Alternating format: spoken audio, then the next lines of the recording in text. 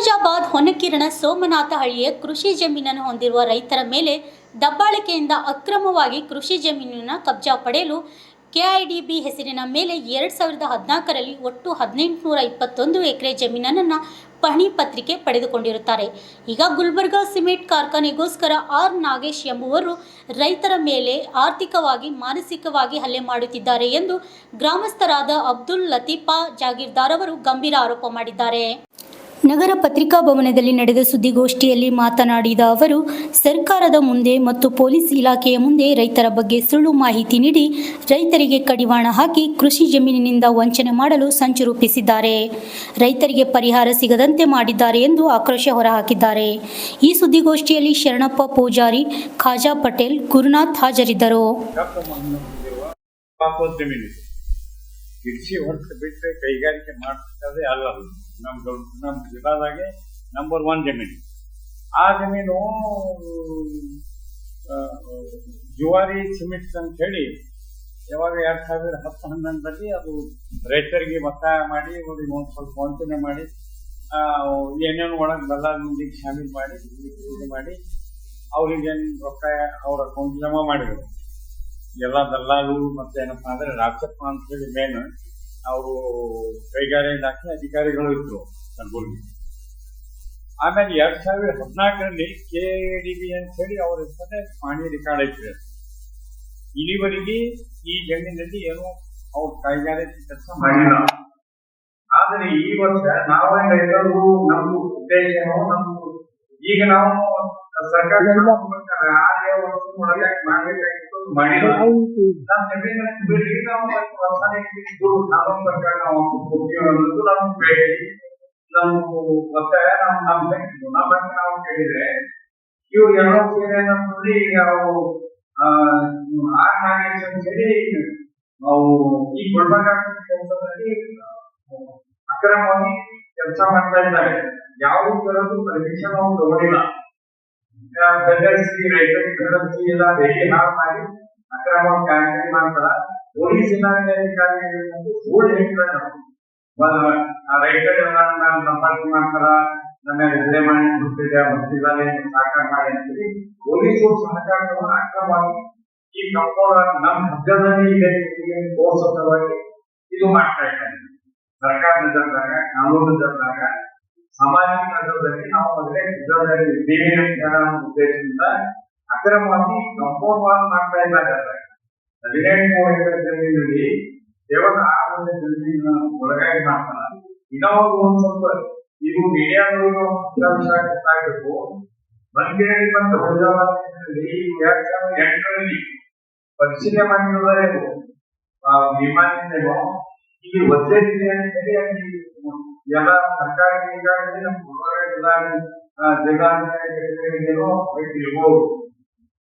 ಇದು ಟಿವಿ ಒಂದ್ಸರಿ ನಮ್ಮ ಅಂತ ಹೇಳಿ ನೋಡಿ ಆ ಫೋನಲ್ಲಿ ಟಿವಿ ಹೇಳಿದ್ರು. ಆದ್ರೆ ಬ್ಯಾಕ್ ಮಾಡಿದ್ರು, ನ್ಯೂಸ್ ಹಾಕ್ಬಿಟ್ಟಿಲ್ಲ, ಬಂದ್ ಮಾಡ್ಯಾರ. ಬಜೆಟ್ ಮಾತ್ರ ನಿಜವಾಗಿ ಯಾಕಂತಂದ್ರೆ ನಾವು ಅಲ್ಲೇ ಜೀವನ ಮಾಡ್ತೀವಿ. ನಮ್ಗೆ ಪರೀಕ್ಷಾ ಜಮೀನುಗಳಿಗೆ ಮಳಿ ಕಡಿಮೆ ಅತಿ ಕಡಿಮೆ ಒಂದನ್ನು ಬೆಳೀತದ, ಮಳಿ ಹೆಚ್ಚಾದ್ರೂ ಬೆಳೀತದ. ಆ ಏರಿಯಾನೇ ಆಗಿಲ್ಲ. ಆದ್ರೆ ಆರ್ ನಾಗೇಶ್ ಅಂತ ಹೇಳಿ ಒಬ್ಬರು ಅವ್ರು ಟೆಂಡರ್ನೂ ಮತ್ತು ಅದು ಮ್ಯಾನೇಜರ್ ಅಂತ ಹೇಳ್ತಾರಲ್ಲ ವ್ಯವಸ್ಥಾಪಕರು ಗುಲ್ಬರ್ಗಾ ಸಿಮೆಂಟ್ ಕಡೆಯಿಂದ ಈ ನಮೂನ ಮಾಡಿ ಒತ್ತಾಯ ಮಾಡ್ತಾರ. ನಮ್ದು ಸರ್ಕಾರಕ್ಕೆ ನಮ್ದು ಬೇಡಿಕೆ ಅಂದರೆ ನಮ್ಮ ಭೂಮಿನ ಬಿಡಬೇಕು. ಈ ಒತ್ತಾಯ ಮಾಡಿ ಒಂದು ಕಾನೂನು ಹಾಳು ಮಾಡೋ ಅಂತ ಕೆಲಸ ಯಾರಿಗೂ ಮಾಡಿಬಿಡ್ಬಾರ್ದು. ಈಗ ಏನು ಸದ್ಯಕ್ಕೆ ಅಧಿಕಾರ ನಡೆಸ್ತಾ ಇದ್ದಾರೆ, ನಾವು ನ್ಯಾಯಮೂರ್ತಿಗಳಿಗೆ ನಮ್ಮ ಹೈಕೋರ್ಟ್ ಆಗಲಿ ಸುಪ್ರೀಂ ಕೋರ್ಟ್ ನ್ಯಾಯಮೂರ್ತಿಗಳಿಗೂ ನಾವು ಮನವಿ ಮಾಡ್ಕೊತೀವಿ. ಇಂಥವ್ರಿಗೆ ಕಾನೂನು ಹಾಳು ಮಾಡ್ತಾರ. ನಮ್ಮ ದೇಶದ ಕಾನೂನಿಗೆ ಗೌರವ ಕೊಡಬೇಕು. ನಮ್ಮ ದೇಶದ ಕಾನೂನು ಮರ್ಯಾದೆ ಹಾಳು ಮಾಡೋ ಅಂಥವ್ರಿಗೆ ಅವಕಾಶ ಮಾಡಿಕೊಡ್ಬಾರ್ದು.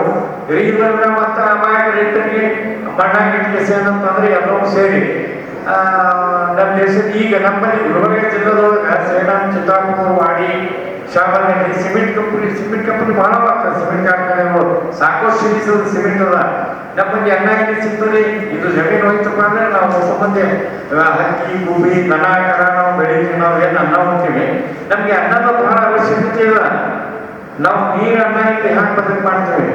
ನಾವು ಸಿಮೆಂಟ್ ಬೇಕು, ಸಿಮೆಂಟ್ ಇರ್ಲಿ, ಅದ್ರ ಸಿಮೆಂಟ್ ಒಂದು ಹೊಟ್ಟೆ ಇದ್ರೆ ಒಂದು ಎಣ್ಣೆ ನೀವು ಮತ್ತೆ ಏನೋ ಮಾಡಿ ಬರುವಾಗ ಸಿಮೆಂಟ್ ಕೊಡ್ತೇ ಇಲ್ಲ. ಸಾಕಷ್ಟು ದೇಶದಾಗಲ್ಲ, ಕರ್ನಾಟಕ ನಮ್ಮ ಇಷ್ಟೆಲ್ಲ ಇದೆ. ಅಲ್ಲಿ ಇದು ಬಿಟ್ಟು ಕೃಷಿ ಜಮೀನು ಯಾಕೆ ಮಾಡ್ತೀವಿ? ಎಲ್ಲ ಕೆಲವು ಮಂದಿ ಎಲ್ಲ ಸೇರಿ ಎಲ್ಲ ಮಾಡ್ತಾರೆ. ಇದಕ್ಕೆ ನಾವು ಅವ್ರು ಏನೇನು ತಿಳ್ಕೊರಿ ಅಧಿಕಾರಿ ಮೇಲೆ ನಾವು ರಾಜಕೀಯ ಲೀಡರ್ಗೆ ಮತ್ತೆ ಬೇರೆ ನಮ್ಮದು ಏನಪ್ಪ ಅಂದ್ರೆ ಒಂದು ಕಾನೂನು ಮೇಲೆ ವಿಶ್ವಾಸ ಮತ್ತು ಅಧಿಕಾರಿಗಳ ಮೇಲೆ ವಿಶ್ವಾಸ ಇಟ್ಕೊಂಡು ನಮ್ಮ ಕಾನೂನು ನಮಗೆ ಕಾನೂನು ಮೇಲೆ ನಾವು ವಿಶ್ವಾಸ ಮಾಡಿವಿ. ನಾವು ಹುಚ್ಚಿದೀವಿ ಏನಂತ ತಿಳ್ಕೊತದೆ. ಯಾಕಂತಂದ್ರೆ ಕಾನೂನು ಮೇಲೆ ನಂಬಿದ್ರೆ ನಮಗೆ ನ್ಯಾಯ ಸಿಕ್ಕಿಲ್ಲ. 10 ವರ್ಷ ತಿರುಗಾಡಿರ್ತೀವಿ. ನಾವು ಆಟದಲ್ಲಿ ಕೇಸ್ಗಳು ಜಮೀನಿಗೆ ರೊಕ್ಕ ಕೊಟ್ರ, ನಂದು ಒಂದು ಜಮೀನಿಗೆ ರೊಕ್ಕ ಕೊಟ್ಟಿಲ್ಲ. ನಮ್ದೆಲ್ಲ ನಮ್ ಸ್ವಂತ ಇಲ್ಲ, ಇನ್ನ ಭಾಳ ಮಂದಿ ಕೊಡ್ಬೇಕು. ಒಂದ್ ಎಕರೆಗೆ 12,000 ಕೊಟ್ರ, ನಮ್ ಸ್ವಂತ ಜಮೀನು ಕೊಟ್ಟಿಲ್ಲ. ಹೇಳ್ರಿ ಒಂದ್ ಎಕರೆಗೆ 12 ಲಕ್ಷ ಕೊಡ್ತಾರ.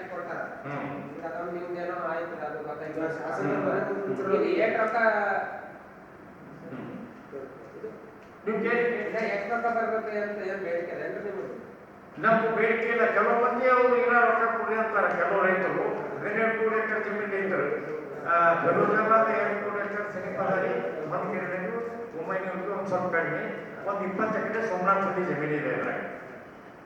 ಈ ಎಲ್ಲ ಕೆಲವು ರೈತರಿಗೆ ನಮ್ದು ಬೇಡಿಕೆ ಅಂದ್ರೆ ನಮ್ದು ಜಮೀನು ವಾಪಸ್ ನಮ್ಗೆ ಬಿಡ್ರಿ. ನಾವು ವರ್ಷ ಸರ್ಕಾರ ಒಂದು ಕಾನೂನು ಇದೆ, ವರ್ಷಕ್ಕೆ ಕೊಟ್ಟು ಮುಟ್ಟಿಸ್ತೇವೆ. ಇದು ಸರ್ಕಾರ ನಮ್ಮ ಸಂವಿಧಾನ ರೊಕ್ಕ ತಗೊಂಡಿರ್ಲಾರ ಇಲ್ಲ. ರೊಕ್ಕ ತಗೊಂಡಿದಾಗ ಇನ್ನೂ ಅದು ಕೇಳಿದ್ರಿ ಕರೆಕ್ಟ್. 200 ಈಗ ಶಾಸಕರ ಮನೆ ಅಂದ್ರೆ ಪ್ರತಿಭಟನೆ ಮಾಡತ್ತಾರ ರೈತರು, ಅವ್ರನ್ನು ಅದಕ್ಕೆ ಪ್ರತಿಭಟನೆ ಮಾಡತ್ತಾರ. ಅವ್ರ ರೊಕ್ಕ ಕೊಡ್ತಾರ. ಅದೇ ಗಂಟಿನಲ್ಲಿ ನಮ್ಮ ರೈತರಲ್ಲಿ ಒಡಕ್ ಹಾಕಿ ಒಬ್ಬೊಂದು ರೊಕ್ಕ ಬೇಡಕ್ಕೆ ಹಚ್ತಾರ, ಇನ್ನೊಬ್ರಿಗೆ ಹಂಚಿಸ್ತಾರ. ನಮ್ಮ ದೇಶದ ಕಾನೂನು ಅದ ರೀ, ನಮ್ಮ ಸಂವಿಧಾನ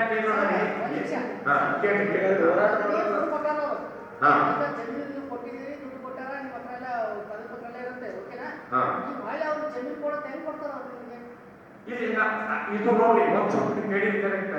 ಯಾವುದೇ ಕೈಗಾರಿಕೆ ಆಗಿ